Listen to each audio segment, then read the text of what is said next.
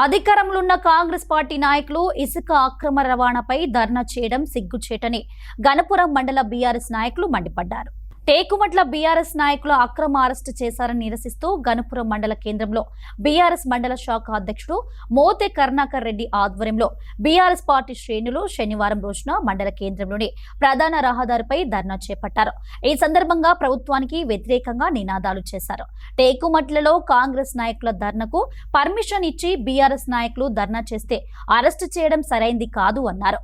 ఈ సందర్భంగా ఎమ్మెల్యేపై కూడా విమర్శలు సంధించారు బీఆర్ఎస్ నాయకులు.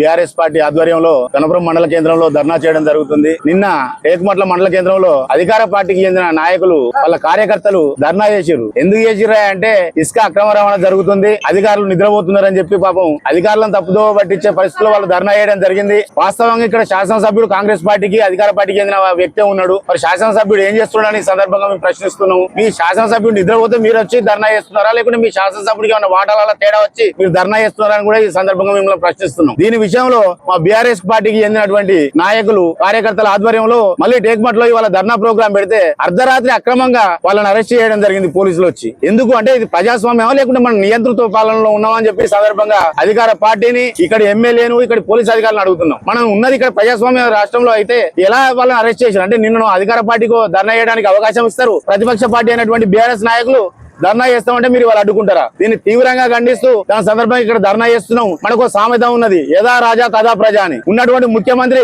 ఎంతటి అవినీతిపరుడు, ఎంత దొంగనో ఇక్కడ శాసనసభ్యుని వ్యవస్థ అట్లే ఉన్నది, పాలన కూడా అట్లే ఉన్నదని చెప్పి సందర్భంగా చెప్తున్నాం. కాబట్టి వెంటనే మా బీఆర్ఎస్ పార్టీకి చెందిన టేకుమట్ల నాయకులందరినీ బేషరతుగా వెంటనే విడుదల చేయాలని చెప్పి సందర్భంగా కోరుతున్నాము.